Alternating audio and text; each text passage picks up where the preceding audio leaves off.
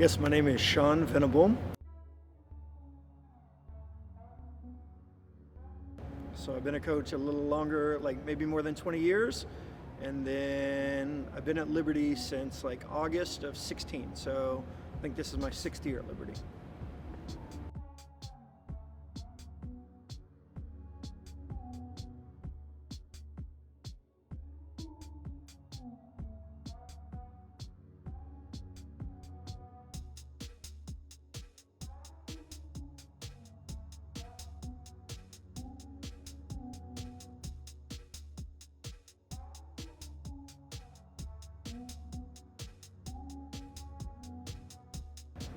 Yeah, I think that these 4 or 5 years or whatever that number is, like where you get to do track, are fun. Like, and it's great, but there's a lot of life to be lived after you turn 23 and graduate college and move on with your life. Most of us don't go pro in track and field, and even those that might get to, track is going to be a relatively short time. Like most people that go pro, they retire at 30. And then they still have 50 years plus to kind of live. And so maybe this is a time where we can pick up on some things, like learn how to work hard and have integrity or whatever those things are. But ultimately, yeah, we need to see the bigger picture.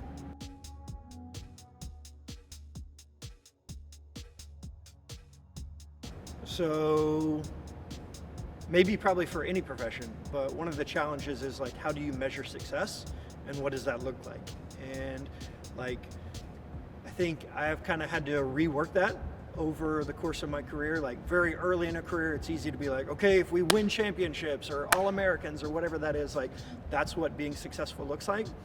But I think as, you know, we grow deeper in our faith and, you know, kind of dive into like what the Bible says and how we kind of process that, I think I've had to redefine like success is you growing and growing deeper in your faith and falling more in love with Christ. And I guess part of it is kind of sharing those experiences.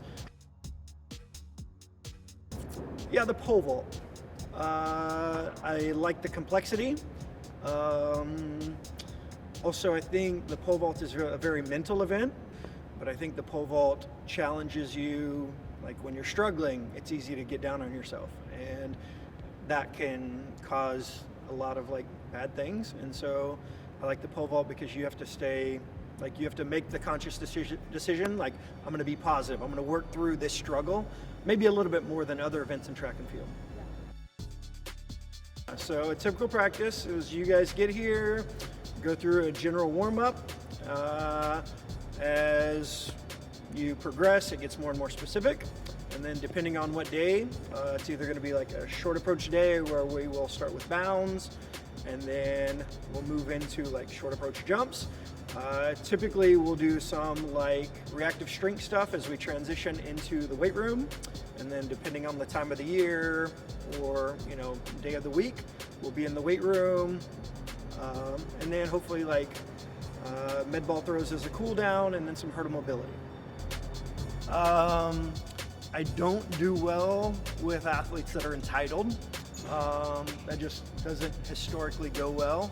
So being thankful and having like wanting to work hard, wanting to improve themselves, that goes really well. Maybe they expect you to give a whole bunch, but if it's not convenient for them, they're not going to make an effort on it.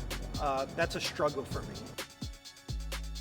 Sometimes I just kind of have to forget that I'm a track coach and just kind of enjoy hanging out with you guys. And so there are moments like, oh, Mia's not jumping as far as I think she should. And I let that stress me out or frustrate me or, you know, what's going on. But I love coming to work. I love hanging out with you guys every day. And so sometimes I just have to take a deep breath, kind of reassess a little bit. And again, maybe that goes to like, this is a couple years of your life, but I don't know. Yeah, so I like hanging out with you guys.